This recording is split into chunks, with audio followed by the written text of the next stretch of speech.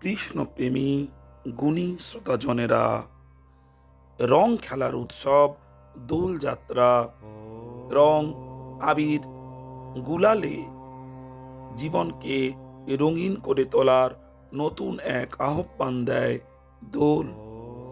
বৈষ্ণব বিশ্বাসীদের মতানুসারে ফাল্গুনী পূর্ণিমা তিথিতে বৃন্দাবনের নন্দন কাননে ভগবান শ্রীকৃষ্ণ শ্রীমতী রাধিকা এবং তার সখী ও অন্যান্য গোপীর সাথে রং খেলায় মেতেছিলেন। এই দিনকে স্মরণ করতেই দোলযাত্রার সূচনা হয়েছিল। তাই প্রত্যেক বছর ফাল্গুন মাসের পূর্ণিমা তিথিতে প্রচলিত পঞ্জিকা অনুসারে 14তম রাতের পরবর্তী দিনে উদযাপিত হয় দোলযাত্রা। পণ্ডিতদের মতে রাধাকৃষ্ণের দোলনায় দোল বা দোলায় গমন করা থেকেই দোল কথাটির উৎপত্তি।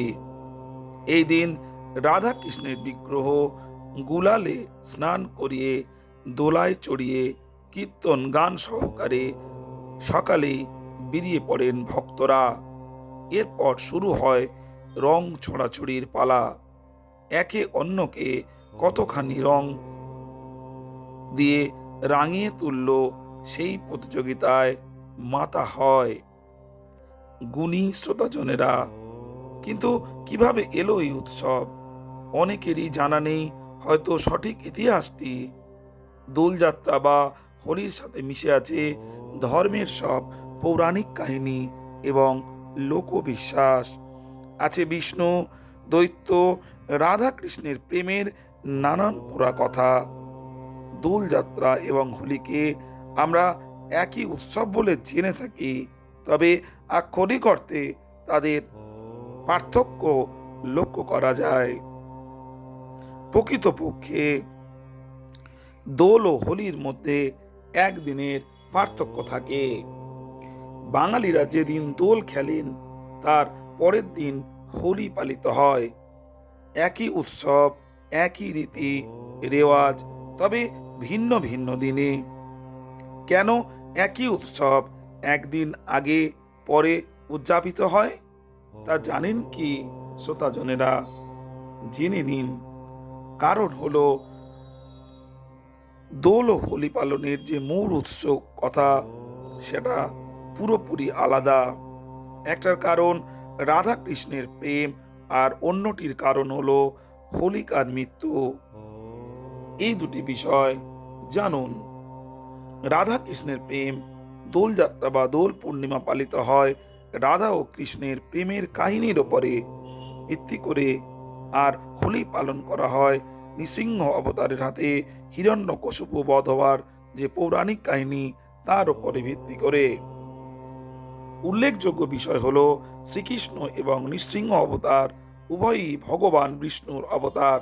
হিন্দু পঞ্জিকা অনুসারে ফাল্গুন মাসের পূর্ণিমা রাতের পরের দিন দোল উৎসব পালন করা হয়। মনে করা হয় এদিনেই রাধা ও তার সখীরা দল বেঁধে রং খেলায় মেতে উঠেছিলেন।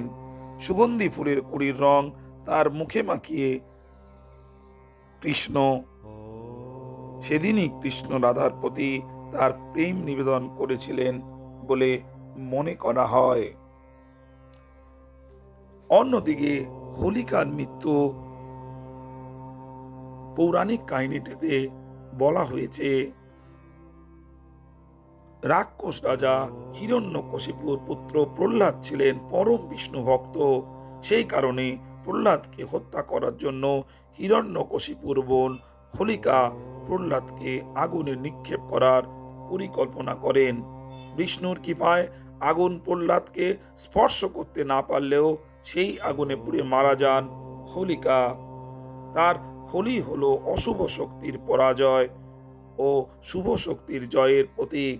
তাই হোলির আগের দিন হোলিকা দহন পালন করা হয়।